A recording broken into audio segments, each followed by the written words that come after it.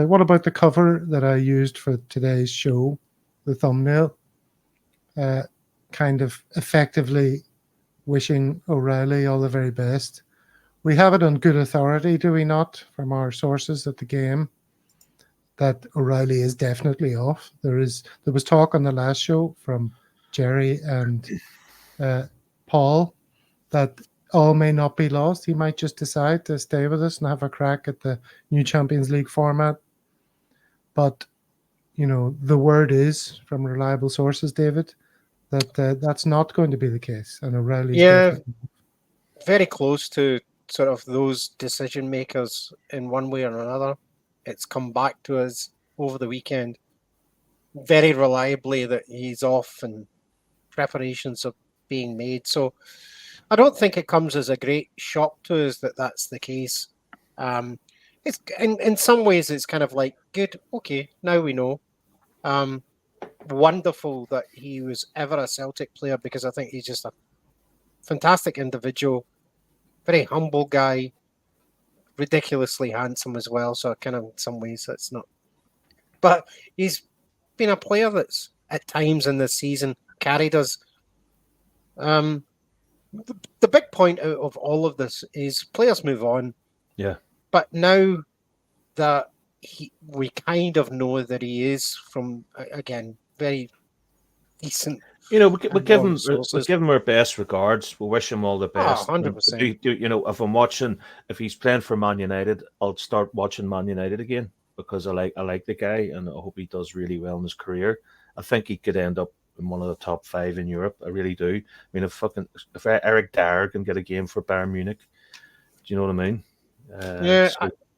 I think on all of this is that now that we kind of know this fairly reliably, the board have known this for a good while longer. Mm-hmm. They've been in conversation with whomever it is he's going to also know the quantum of money that he's getting.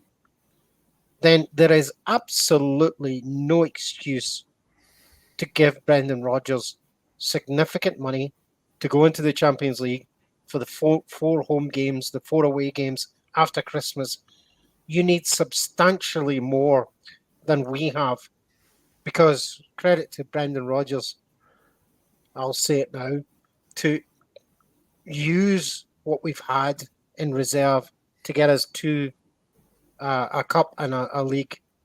That's fantastic. Never where I would have thought we were going to be tremendous, but let's give him some money now. Yeah, let's not scrimp and scrape.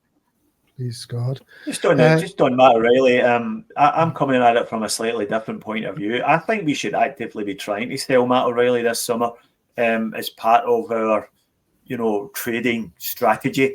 Now we have to get ourselves out of the habit of trying to keep players for an extra season. We need to sell players at the top of their value. And if we are going to sign the next Matt O'Reilly, we need to show them that there is a progression at Celtic, and that if you do well, if you show what you've got, then there is opportunities for you to move on to let's be honest, to bigger leagues and better leagues, and we need to show that we can't be trying to keep players longer than they want to be here. Now the important thing is, it's been mentioned that we get the correct fee for them, and the only ceiling on the fee is one that we put on it ourselves. The fee of 50 million has been mentioned, and a lot of people have kind of laughed at that. It's been fanciful, but why not?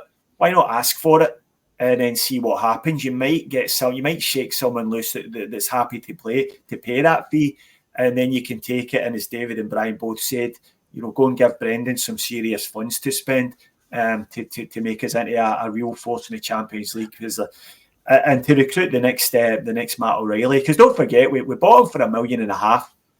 And we're going to sell him for at least 30. So, you've got to say that's a really good bit of business, whatever way you look at it.